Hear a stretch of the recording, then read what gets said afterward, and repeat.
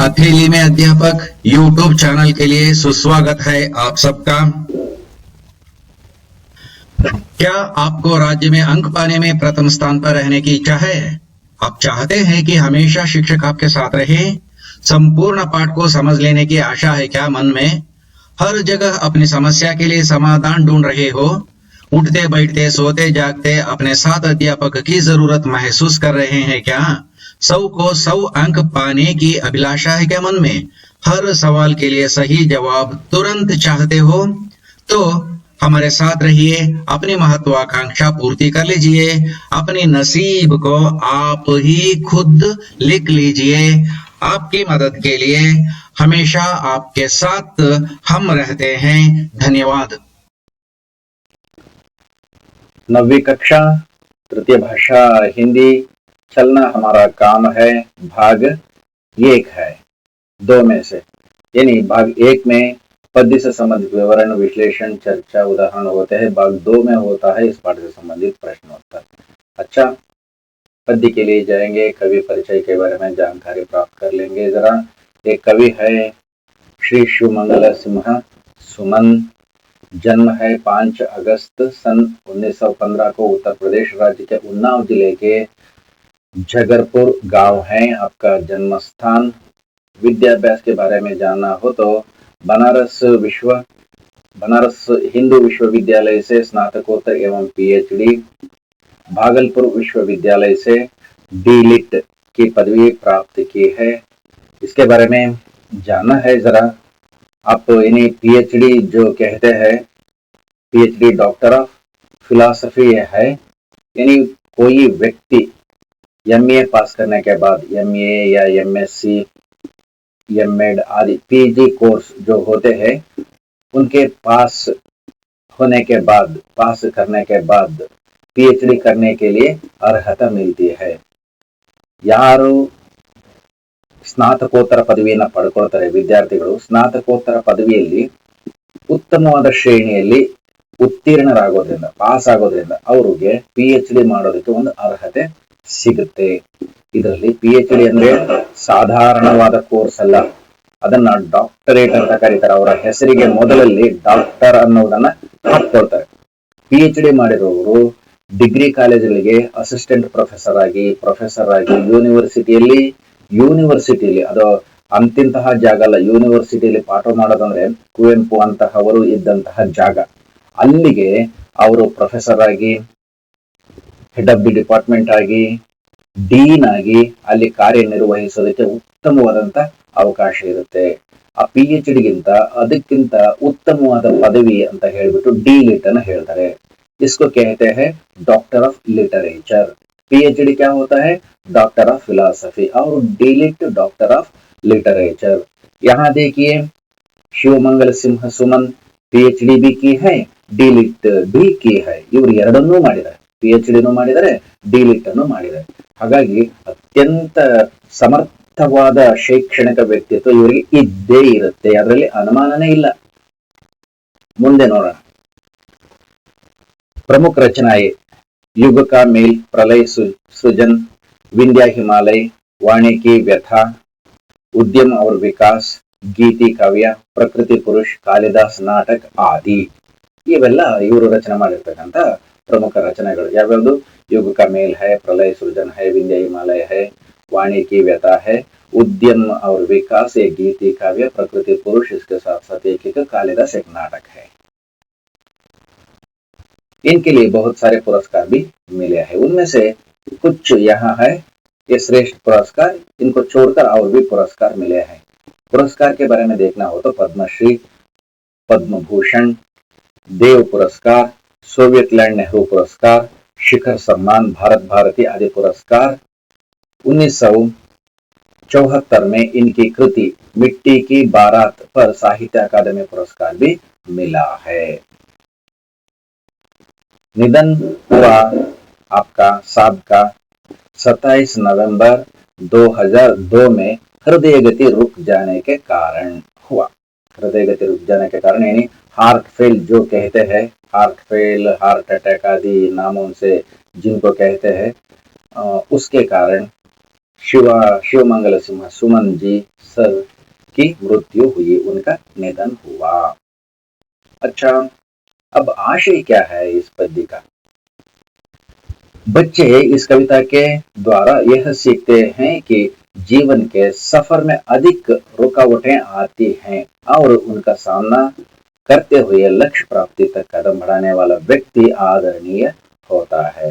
ये चलना हमारा काम है पद्य जो है उसका ಆಶಯ, ಇനി ಕವಿ का ಆಶಯ, ಕವಿಯ ಆಶಯ ಅದೇ ಆಗಿರುತ್ತೆ, ಪದ್ಯದ ಅಥವಾ ಪಾಠದ ಆಶಯನೂ ಅದೇ ಆಗಿರುತ್ತೆ। ಇಲ್ಲಿ ಏನಿದೆ ಇದರ ಆಶಯ? बच्चे इस कविता के द्वारा यह सीखते हैं। ಬಚ್ಚೆ ಅಂದ್ರೆ ವಿದ್ಯಾರ್ಥಿಗಳು ಈ ಕವಿತೆಯ ಮೂಲಕ ಏನನ್ನ ಕಲಿಯೋದಕ್ಕೆ ಹೋಗ್ತಿದ್ದಾರೆ ಅಂತಂದ್ರೆ, ಜೀವನದ ಯಾತ್ರೆಯಲ್ಲಿ ಅಂದ್ರೆ ನಮ್ಮ ಜೀವನ ಸಾಗಿಸುವಂತಹ ಸಂದರ್ಭದಲ್ಲಿ ಅನೇಕ रुकावटें आती हैं, ಅನೇಕ ತೊಂದರೆಗಳು ಅಡಚಣೆಗಳು ಬಂದೇ ಬರ್ತವೆ। रुकावट ಅಂದ್ರೆ ಅಡಚಣೆಗಳು। उनका सामना करते हुए लक्ष्य प्राप्ति तक कदम बढ़ाने वाला ಅಂದ್ರೆ ಅವುಗಳನ್ನೆಲ್ಲನ ಎದುರಿಸಿಬಿಟ್ಟು ಅವುಗಳನ್ನ ಜಯಿಸಿಬಿಟ್ಟು ತನ್ನ ಗುರಿ ಏನ್ ಅಂದ್ಕೊಂಡಿರ್ತಾರೆ ಜೀವನದಲ್ಲಿ, ನಾನು ಇದನ್ನ ಸಾಧಿಸಬೇಕು, ಅದು ಆಗಬೇಕು ಅಂತ, ಅಲ್ಲಿಯವರೆಗೂ ಅದನ್ನ ಮನಸ್ಸಿನಲ್ಲಿ ಇಟ್ಕೊಂಡು ಬಢಾನೆ ವಾಲ ಮುಂದೆ ಮುಂದೆ ಹೋಗಂತ ವ್ಯಕ್ತಿ ಮಾತ್ರ ಮುಂದೆ ಜೀವನದಲ್ಲಿ ಆದರಣೀಯ ಹೋತಾ ಹೈ, ಅವನಿಗೆ ಸಮಾಜ ಆದರಿಸುತ್ತೆ। ಇಲ್ಲ ಅಂದ್ರೆ ಹೆದರಿಕೊಂಡ್ರೆ ಜೀವನ ಇಲ್ಲ। ಇದು पद्य का आशय। पद्य को देखेंगे। गति प्रबल पैरों में भिरी फिर क्यों रहूं दर दर खड़ा, जब आज मेरे सामने है रास्ता इतना पड़ा, जब तक ना मंजिल पा सकूं तब तक मुझे ना विराम है, चलना हमारा काम है। बहुत अच्छा है ना पद्य, सरल भाषा में एक गंभीर भावना है। और एक बार पढ़ेंगे इसे, बहुत अच्छी कविता है ये स्टैंजा, पद्य भाग। गति प्रबल पैरों में भरी फिर क्यों रहूं दर दर खड़ा, जब आज मेरे सामने है रास्ता इतना पड़ा, जब तक ना मंजिल पा सकूं तब तक मुझे ना विराम है, चलना हमारा काम है। क्या कहना चाहते हैं लेखक कवि इस पद्य के माध्यम से? गति प्रबल पैरों में भरी, हमारे पैर जो हैं, पैर ಅಂದ್ರೆ ಕಾಲುಗಳು, ಪಾಂವ್ पैर ಟಾಂಗೆ ಅಂತ ಏನ್ ಕರೀತೀವಿ ಅವೆಲ್ಲ पैरों में ನಮ್ಮ ಕಾಲುಗಳಲ್ಲಿ ಏನಿದೆ, ಪ್ರಬಲ ಗತಿ, ಪ್ರಬಲವಾದ ಗತಿ, ವೇಗವಾಗಿ ಓಡುವಂತಹ ಶಕ್ತಿ ಇದೆ। वेगವಾಗಿ ನಡೆಯೋದಕ್ಕೆ ಏನೇನ್ ಬೇಕಪ್ಪ? पैरों में शक्ति होनी चाहिए। हमारे पैरों में तो बहुत भारी शक्ति है, प्रबल गति से जाने के लिए भी हमसे हो सकता है। ಬೇಗ ಬೇಗ ಎಷ್ಟು ಬೇಗ ಹೋಗ್ಬೇಕು ಅಷ್ಟು ಬೇಗ ಜೋರಾಗಿ ನಡೆಯೋದಕ್ಕೆ हमारे पैरों में शक्ति है। पैरों में गति प्रबल गति से, बहुत वेग से, ವೇಗದಿಂದ ಹೋಗೋದಕ್ಕೆ ನಮ್ಗೆ क्या क्या चाहिए वो सब है पैरों में। ನಮ್ಮ ಪೈರುಗಳಲ್ಲಿ ಅದೆಲ್ಲ ಇದೆ। ಅಷ್ಟೊಂದು ಶಕ್ತಿ ಹೋನೆಗೆ ಬಾದ್, ಅಷ್ಟೊಂದು ಶಕ್ತಿ ನಮ್ಮಲ್ಲಿ ಇದ್ದ ಮೇಲೆ फिर क्यों रहूं दर दर खड़ा, फिर क्यों रहूं ಮತ್ತೆ ಯಾಕೆ ನಿಂತು ಹೋಗೋಣ, ದರ ದರ ಖಡ, ಅಲ್ಲೆಲ್ಲೆ ನಿಂತು ಯಾಕೆ ಹೋಗೋಣ? फिर क्यों रहूं दर दर खड़ा, ದರ ಅಲ್ಲೆಲ್ಲಿ ನಿಂತು ಯಾಕೆ ಮತ್ತೆ ನಾವು ನಿಲ್ಬೇಕು, ಹೋಗ್ಬೇಕು, ನಿಂತು ಯಾಕೆ ಹೋಗ್ಬೇಕು? ನಮ್ಮಲ್ಲಿ ನಿಶಕ್ತಿ ಆಗಿದ್ರೆ हमारे पैरों में शक्ति नहीं हो तो रुक कर जा सकते थे, लेकिन अब क्या है? पैरों में बहुत भारी शक्ति है, बहुत जोर से चल सकते हैं, इसलिए कभी कभी यहाँ तहा रुक कर जाना अच्छा नहीं। रुक कर जाने का क्या मतलब होता है?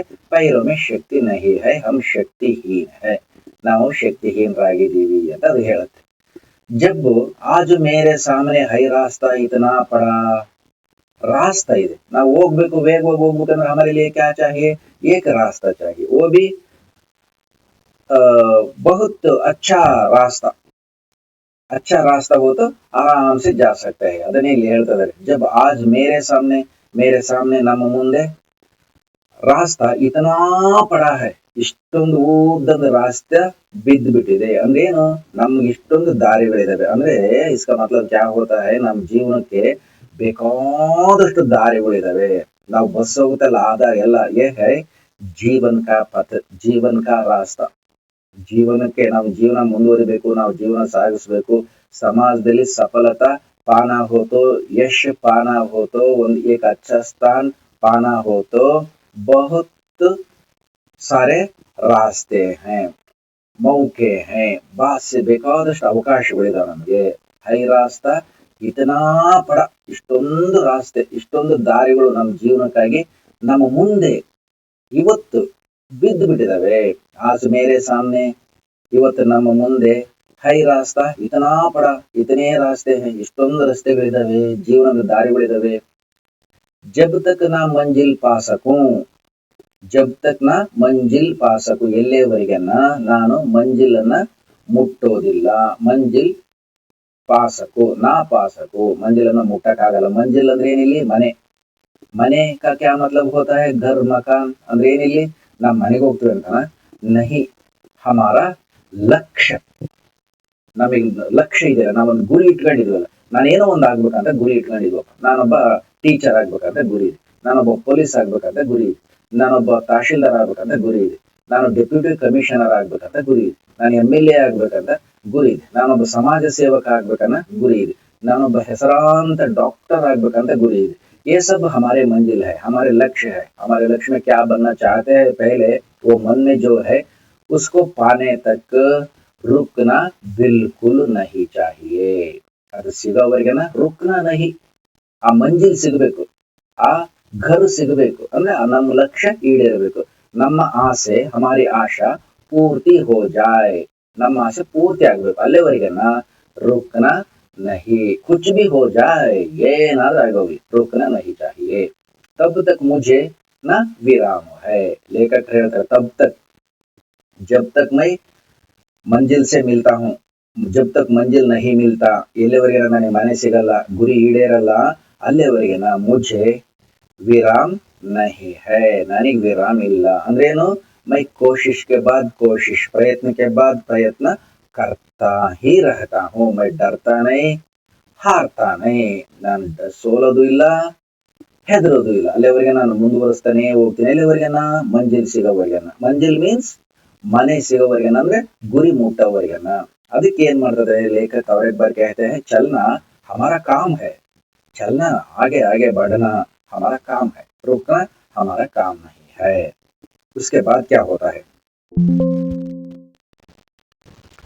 मैं पूर्णता की खोज में दर दर भटकता ही रहा, प्रत्येक पग पर कुछ ना कुछ रोड़ा अटकता ही रहा, पर हो निराश क्यों मुझे जीवन इसी का नाम है, चलना हमारा काम है.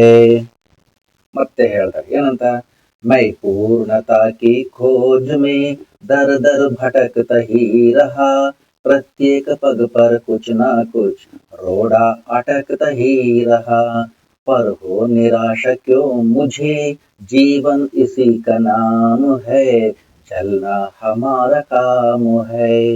लेखक आगे कहते हैं, मैं पूर्णता की खोज में दर दर भटकता ही रहा. मैं पूर्णता, ನಾನೊಂದು ಪೂರ್ಣ ವ್ಯಕ್ತಿತ್ವವನ್ನ ಪಡಿಬೇಕು. ಅಂದ್ರೆ ನನ್ನ ಮನಸ್ಸಲ್ಲಿ ಏನ್ ಅಂದ್ಕೊಂಡಿದ್ದೀನಿ, ಆ ಗುರಿ ಮುಟ್ಟಿ ಅದನ್ನ ಸುಮ್ಮನೆ ಮುಟ್ಟೋದಲ್ಲ, ಅದರಲ್ಲಿ ಸಂಪೂರ್ಣವಾದ ಪಾಂಡಿತ್ಯವನ್ನ ಪಡ್ಕೋಬೇಕು, ಪ್ರಬಲತೆಯನ್ನ ಪಡ್ಕೋಬೇಕು, ಸಂಪೂರ್ಣವಾಗಿ ನಾನು ಅದನ್ನಾಗಿ ಮಾಡ್ಕೋಬೇಕು, ಅದನ್ನ ಸಂಪೂರ್ಣ ಅರ್ಥ ಮಾಡ್ಕೊಂಡು ಅರಗಿಸ್ಕೋಬೇಕು. ಅದು ಪೂರ್ಣತೆ. ಅಪೂರ್ಣತೆ ಅಲ್ಲ. ಈಗ ನಾನೊಂದು ಯಾವ್ದೋ ಒಂದು ಪೊಲೀಸ್ ಇಲಾಖೆಗೆ ಸೇರಿದ್ದೀನಿ, ಸಬ್ ಇನ್ಸ್ಪೆಕ್ಟರ್ ಆಗಿದ್ದೀನಿ ಅಂದ್ರೆ ಟೋಪಿ ಹಾಕೊಂಡ್ಬಿಟ್ಟು ಬಟ್ಟೆ ಹಾಕೊಂಡ್ಬಿಟ್ರೆ ಮುಗಿತಾ? ಇಲ್ಲ, ಆ ಕರ್ತವ್ಯವನ್ನು ಸಂಪೂರ್ಣವಾಗಿ ನಿಭಾಯಿಸಬೇಕು, ಆಗ ಮಾತ್ರ उसे पूर्णता कहते हैं. लेखक वही कहते हैं, उसके मन में जो है, लेखक के मन में माने हमारे मन में जो होता है, ನಾವು ನಮ್ಗೆ ಅದನ್ನ ಅಪ್ಲೈ ಮಾಡ್ಕೊಳ್ಳೋಣ. हमारे मन में जो होता है, जो नौकरी प्राप्त करनी है, जो काम प्राप्त करना है, जो यश ಪ್ರಾಪ್ತ करनी होती है, ನಾವ್ ಏನನ್ನ ನಾವು ದಕ್ಕಿಸ್ಕೋಬೇಕು ಅಂತ ಅಂದ್ಕೊಂಡಿದೀವಿ, ಅದರಲ್ಲಿ ಪೂರ್ಣತೆಗೆ ಸಿಗೋವರೆಗೆನ, ಸಂಪೂರ್ಣ ನಮ್ಮ ವಶ ಆಗೋವರೆಗೆನ ಧರ್ ಧರ್ ಭಟಕ್ತಾ ಹೀ ರಹಾ, ನಾನು ಹುಡುಕ್ತಾನೆ ಇರ್ತೀನಿ. ಇಲ್ಲಿ ಹೋದ್ರೆ ಆ ದಾರಿ ಸಿಗ್ತದ, ಆ ದಾರಿಗೆ ಹೋದ್ರೆ ಅದು ಸಿಗುತ್ತೋ, ಈ ದಾರಿಗೆ ಹೋದ್ರೆ ಅದು ಸಿಗುತ್ತೋ ಅಂತ ದರ್ ದರ್ ಭಟಕ್ತಾ ಈ ರಹಾ. ನಾನ್ ಬಿಡೋದಿಲ್ಲ. ಈಗ ಈ ದಾರಿಗೆ ಸೋತ್ರೆ ಅವ್ರ ಏಕ್ ರಾಸ್ತಾ ಹೈ, ಓ ನಹಿ ತೋ ಅವ್ರ ಏಕ್ ಹೈ, ಅವ್ರ ಏಕ್ ಹೈ. ಬಹುತ್ ಸಾರೆ ರಾಸ್ತೆ ಹೈ, ಅದನ್ನ ಹೇಳಿದ್ರಲ್ಲ ಮೊದಲನೇ ಪದ್ಯದಾಗೆ, ಹೈ ರಾಸ್ತಾ ಇತನಾ ಪಡ ಅಂತ. ಹಾಗೆ ಒಂದೇ ಒಂದ್ ದಾರಿಗಳು ನನಗೆ ಸಿಗಲಿಲ್ಲ ಅಂತಂದು ಸೋತೋಗೋದು ಹೇಡಿಗಳ ಲಕ್ಷಣ. नहीं, वैसा नहीं होना. पूर्णता की खोज में वो मिलने तक हमें क्या करना चाहिए? ये रास्ता नहीं तो और एक रास्ता, और एक रास्ता नहीं तो और एक, ऐसे अनेक रास्ते हैं यहाँ. किसी एक रास्ते पर अवश्य हम यश प्राप्त कर ही लेते हैं. नಮಗೆ यश ಸಿಕ್ಕೇ ಸಿಗುತ್ತೆ, डरना नहीं चाहिए. कहते हैं लेखक, प्रत्येक पग पर कुछ ना कुछ रोड़ा अटकता ही रहा. प्रत्येक पग पर, ನೀನ್ ಯಾವ ದಾರ್ಯಾಗಾದ್ರೂ ಹೋಗು, किसी भी रास्ते पर चलो, कोई ना कोई बाधा, कोई ना कोई अवरोध, कोई ना कोई तकलीफ, मुश्किल अवश्य होते हैं. ನಮಗೆ ಸರಿಯಾದ ದಾರಿ, ನಮ್ಗೆ ಯಾವ್ದೇ ಕಷ್ಟ ಬರಬಾರ್ದು, ತೊಂದರೆ ಬರಬಾರ್ದು ಅನ್ನೋ ದಾರಿ ಸಿಗಲ್ಲ. ಈ ದಾರಿ ಅಂದ್ರೇನು? ಪಹಲೆ ಕಹ ಚುಕಾ ಹೈ, ಕಹ ರಖಾ ಹೈ.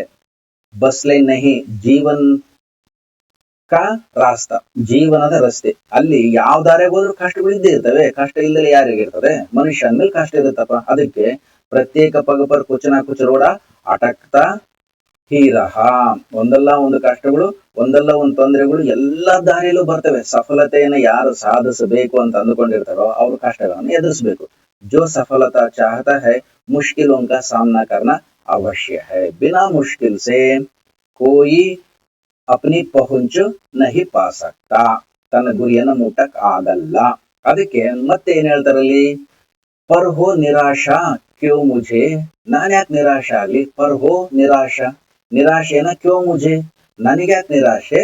ಯಾಕಂತಂದ್ರೆ मुझे मालूम है ये रास्ते पर भी मुश्किल है, तकलीफ है, ये रास्ते पर भी रोड़ा है ಅಲ್ವಾ, ಅವರೋಧ है, ಇದ್ರಾಗೂ ತೊಂದ್ರೆ ಇದೆ, ಇದ್ರಾಗೂ ತೊಂದ್ರೆ ಇದೆ ಅಂತ ನನಗ್ ಗೊತ್ತಿದೆ. ನನಗ್ ತೊಂದ್ರೆ ಗೊತ್ತಿದೆ ಇದೆ ಅಂತಾನೆ ನಾನು ಆ ರೋಡ್ನಾಗೆ ಹೋಗೋದು, ರಾಸ್ತೆಗೆ ಹೋಗೋದು. ಕ್ಯೋ ಮೈ ಉನ್ಕೋ ಸಾಮ್ನಾ ಕರ್ ಸಕ್ತಾ ಹೂಂ, ನಾನು ಅದನ್ನ ಎದುರಿಸ್ತೀನಿ ಅನ್ನೋ ಒಂದು ಧೈರ್ಯ ಇದೆ ಮನ್ಮೆ. ಅದೇ ಆತರ ಎದುರಿಸ್ಬೇಕು. ಜೀವನದಲ್ಲಿ ತೊಂದರೆ ಇಲ್ಲದಂತವು ಯಾವುದೇ ರಾಸ್ತೆ ಇಲ್ಲ. ಯಾಕೆ ಅಂದ್ರೆ ಲೇಖಕ कहते हैं देखिए इस लाइन में, जीवन इसी का नाम है. ಇದನ್ನೇ ನಾವು ಜೀವನ ಅಂತ ಕರೆಯೋದು. ಅದಕ್ಕೆ ನಾವೇನ್ ಮಾಡ್ಬೇಕು? ಚಲ್ನಾ ಹಮಾರ ಕಾಮ್ ಹೈ, ಚಲ್ತೇ ರಹನಾ. ಮುಂದಕ್ಕೆ ನಮ್ ಕೆಲಸ ನಾವು ಮಾಡ್ತಾ ಹೋಗ್ತಾನೆ ಇರಬೇಕು, ಬಿಡಂಗಿಲ್ಲ. ಡರ್ನಾ ನೈ, ರುಕ್ನಾ ನೈ, ಚಲ್ನಾ ಹಿ ಹಮಾರ ಕಾಮ್ ಹೈ. कुछ साथ में चलते रहे, कुछ बीच ही से फिर गए, प्रगति न जीवन की रुकी, जो गिर गए सो गिर गए, जो रहे हरदम उसी की सफलता अभिराम है, चलना हमारा काम है.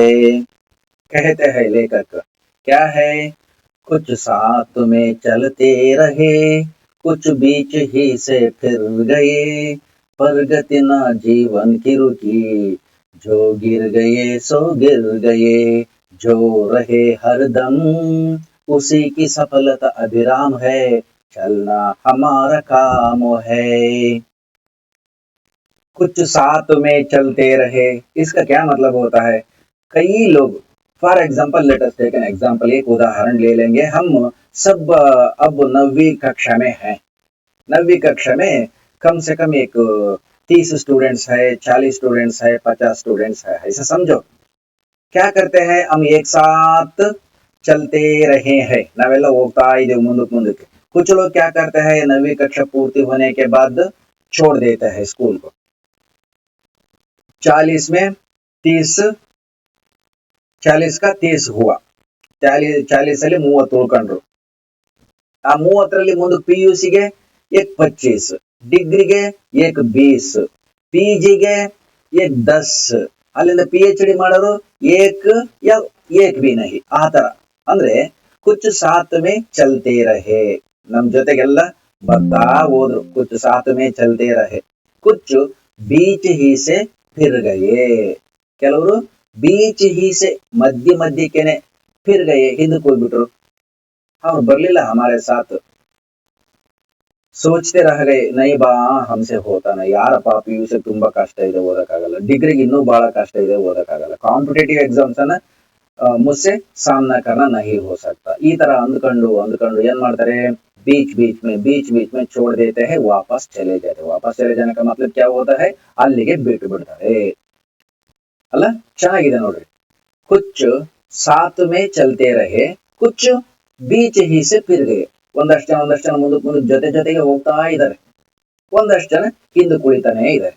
ಪರ್ ಗತಿನ ಜೀವನ್ ಕಿ ರುಕಿ, ಆದ್ರೆ ಜೀವನದ ವೇಗ, ನಮ್ಮ ವೇಗ ಕಡಿಮೆ ಆಗಿರ್ಬೋದು, ಜೀವನ್ ಕಿ ಗತಿ, ಜೀವನದ ವೇಗ ರುಕಿ ನಹಿ, ನಿಲ್ಲಲಿಲ್ಲ.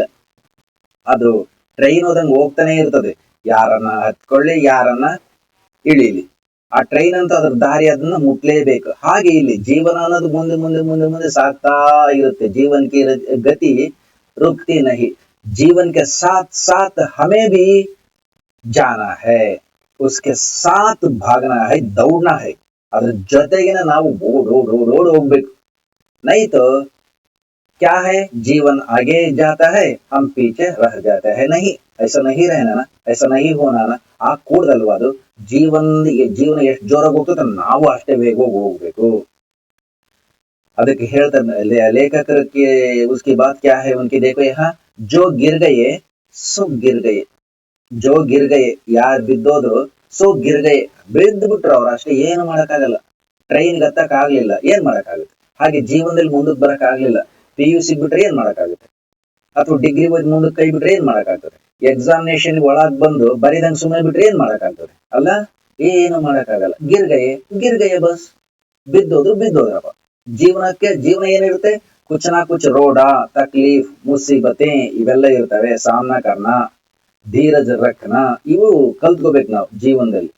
ಹೆದರಿಕೊಂಡ್ರೆ ಡರ್ಪೋಕ್ ಹೋತ ಕೋಯಿ ಬಾತ್ ನೈ, ಸಾಧನ ನಹಿ ಹೋ ಸಕ್ತಾ, ಸಾಧನ ಬಿಲ್ಕುಲ್ ನಹಿ ಹೋ ಸಕ್ತಿ, ಇದು ಆಗದು.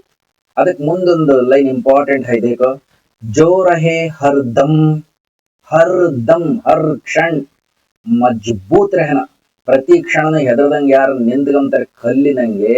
ಅಂದ್ರೆ ಜೀವನದಲ್ಲಿ ಏನೇ ಬರ್ಲಿ ನಾನು ಮುಂದಕ್ಕೆ ಹೋಗ್ತೀನಿ ಅಂತ ಕಷ್ಟಪಟ್ಕಂತ ಮುಂದೆ ಹೋಗ್ತಾನೆ ಇರ್ತಾರೆ. ಯಾವುದೇ ಕಷ್ಟಕ್ಕೂ ಕೇರ್ ಮಾಡ್ದಂಗೆ, ಎಂತ ತೊಂದರೆ ಬಂದ್ರು ಹೆದರ್ದಂಗೆ. ಉಸಿ ಕಿ ಸಫಲತಾ ಅಭಿರಾಮ ಹೈ, ಉಸಿ ಕಿ ಸಫಲತಾ, ಅವನ ಸಫಲತೆ ಅಭಿರಾಮ ಹೈ. ಕಟ್ಟಿಟ್ಟ ಬುತ್ತಿ, ಅವನಿಗೆ ಸಫಲತೆ ಸಿಕ್ಕೇ ಸಿಗುತ್ತೆ, ನೋ ಡೌಟ್. ಅದಕ್ಕೆ ನಾವೇನ್ ಮಾಡ್ಬೇಕು, ಚಲನಾ ಹಮಾರಾ ಕಾಮ್ ಹೈ, आगे जाना, चलना, काम करते जाना, पढ़ते जाना, कब तक, लक्ष्य प्राप्त करने तक, मंजिल प्राप्त करने तक. मंजिल क्या मतलब होता है, यहाँ हमारा लक्ष्य मिलने तक, हम पहुंचने तक, वहां तक चलते ही रहना, काम करते ही रहना, पढ़ते ही रहना, एग्जाम को फेस करते ही रहना, तब हमें बिल्कुल सफलता मिलेगी, अनुमानने ಇಲ್ಲ. जो डरेगा ಅವನಿಗೆ सफलते ಸಿಗಲ್ಲ, जो सामना करेगा सफलता उनकी है. यह कवि का पद्य का आशय है. अच्छा है ना कविता, बहुत अच्छी कविता है, पद्य अच्छा है ना. बाद में देखेंगे पद्य का सारांश, एक बार समरी देखेंगे. पैरों में जोर जोर से चलने की शक्ति होने पर धीरे धीरे जाने की जरूरत नहीं है. मेरे सामने इतनी भारी है कि मैं मंजिल पहुंचने तक रुकता नहीं, मंजिल पहुंचने के बाद ही मुझे विराम मिलता है. मतलब यह है कि जीवन का लक्ष्य को प्राप्त करने तक रुकना नहीं चाहिए, इसके लिए अनेक रास्ते हैं. मैं परिपूर्ण होने के लिए इधर उधर ढूंढता ही रहा हूँ. हर कदम पर एक ना एक बाधा होती ही रहती है, लेकिन इससे मैं निराश नहीं हो जाऊंगा. ऐसे रहने की स्थिति को ही जीवन कहते हैं, इसलिए सबको मिटाकर आगे जाना ही हमारा काम है. कुछ लोग मेरे साथ जाने के लिए उत्सुक रहे और कुछ बीच ही में वापस चले गए, मगर जीवन की गति रुकी नहीं. जो पीछे रहता है वह पीछे ही रहता है, जो दम लगाकर हर मुसीबतों का सामना करता है वह ही जीवन में सफलता पाता है. अतः जीवन में आगे आगे चलता ही रहना. यह हुआ पद्य का सारांश. इस पाठ को 2-4 बार देखिए, सुनिए, अच्छी तरह समझ लीजिए. संबंधित प्रश्नों के उत्तरों को कई बार पढ़िए, अपना कर लीजिए.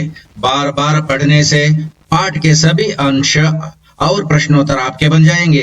परीक्षा में सही से सही उत्तर लिख पाएंगे। सही उत्तर अच्छे अंकों में बदल जाएंगे। अच्छे अंक आपको समाज और सरकार में प्रतिष्ठित स्थान प्राप्त कर देंगे। अच्छी से अच्छी नौकरी भी मिल जाएगी। आपका भविष्य उज्जवल होगा। धन्यवाद। देखने के लिए बहुत बहुत हृदयपूर्वक धन्यवाद। कृपया सब्सक्राइब करिए, शेयर करिए और लाइक करिए। और एक बार सबको धन्यवाद। All the best all of you. मिलेंगे अगले भाग 2 में प्रश्नोत्तर के साथ। Thank you all.